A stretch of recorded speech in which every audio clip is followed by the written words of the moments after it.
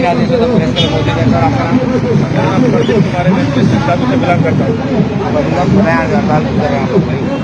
हमारे जो मेन मुतालबा थे, हम प्राइमरी असासा हैं, हमारे सारे के सवाल टीचर जो गवर्नमेंट ने रूल्स जो बनाए हैं उन्होंने हमें सर्विस स्ट्रक्चर नहीं दिया है। जो हमारा टीचर 14 ग्रेड में भी अपॉइंटमेंट हो रहा है वो सारी जिंदगी 14 ग्रेड में रिटायर होगा।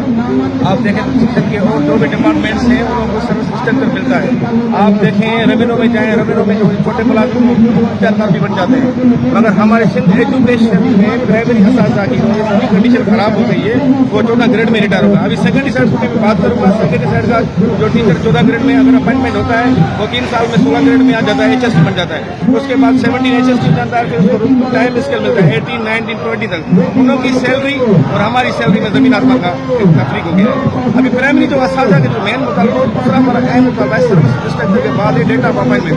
हम लोग कॉन्टेक्ट पीरियड में आप लोगों ने भर्ती किया है तो 3 साल जो हमारे रहते हैं ना, वो 3 साल हमें नहीं करते हैं। जब हम सर्विस स्ट्रक्चर के लिए या डेटा ऑफ अपॉइंटमेंट के लिए आवाज उठाते हैं तो ये लोग हम पे तशद्दुद करते हैं। हमारे इतने असासा हैं जिनकी सर्विस मैच्योर नहीं हुई है, जब वो डेथ हो जाते हैं ना तो उनकी बच्चों को, उनकी बीवियों को पेंशन नहीं मिलती है। ट्रेजरी डिपार्टमेंट बोलता है आपके 3 साल काउंट नहीं होते, आपकी सर्विस 10 साल नहीं होती, हम आपको नहीं देंगे। उनके बच्चे, उनकी बीवियां जो है बेवाएं, वो सड़कों पे आ जाती हैं, खाने पेशी की वो जिंदगी गुजारते हैं।